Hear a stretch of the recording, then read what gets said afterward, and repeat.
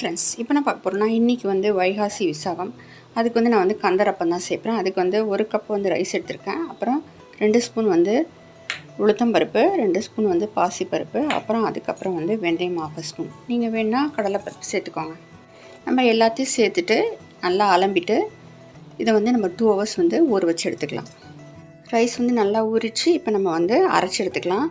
Rice சேர்த்துட்டு அதோட ஒரு பிஞ்ச் ஆஃப் சால்ட் சேர்த்துக்கலாம்.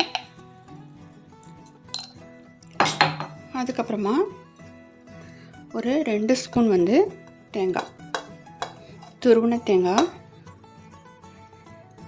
இன்னும் பாதி ரைஸ் இருக்குது, அதில் சேர்த்து அரைச்சிக்கலாம். ஃபஸ்ட்டு கிரைண்ட் பண்ணிவிட்டு அதுக்கப்புறம் வெல்லத்தை சேர்த்து அரைச்சிக்கலாம். நீங்கள் வேணால் கரைச்சி கூட விட்டுக்கலாம். அதில் கல் இருந்தால் வாட்டர் சேர்க்காமல் அரைச்சி எடுத்துக்கோங்க. இப்போ வந்து நம்ம ஏலக்காய் சேர்த்துக்கலாம்.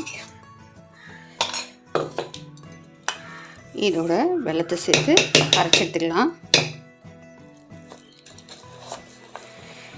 கொஞ்சமாக ஆட் பண்ணிக்கோங்க வாட்டர் வேணும்னா.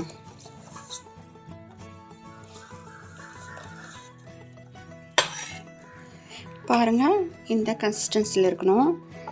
வெல்லம் வந்து கொஞ்சம் நிறுத்திட்டேன், நீங்கள் பார்த்து போட்டுக்கணும். பாகு வெல்லம் இருந்தால் கொஞ்சம் குறைவாக போட்டு. இப்போ நம்ம வந்து ஆயிலில் போட்டு எடுத்துருவோம். ஆயில் சூடாகிடுச்சு, ரொம்ப ஹீட் ஆகக்கூடாது.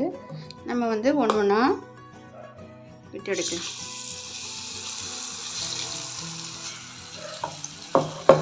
உங்களுக்கு வந்து ரொம்ப தண்ணி ஆயிடுச்சுன்னா பனியாரக்கல்ல கூட நம்ம விட்டு எடுக்கலாம்.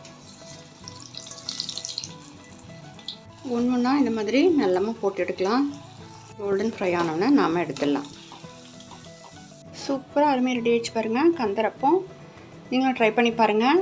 நான் வந்து ஏற்கனவே தினை மாவில் வந்து லட்டு செஞ்சுருக்கேன். நான் வந்து டிஸ்கிரிப்ஷன் பாக்ஸில் கொடுக்குறேன், வேணால் நீங்கள் போய் பார்க்கலாம். பிடிச்சி லைக் பண்ணுங்கள், சப்ஸ்கிரைப் பண்ணுங்கள் ஃப்ரெண்ட்ஸ். தேங்க்யூ. தேங்க்ஸ் ஃபார் வாட்சிங்.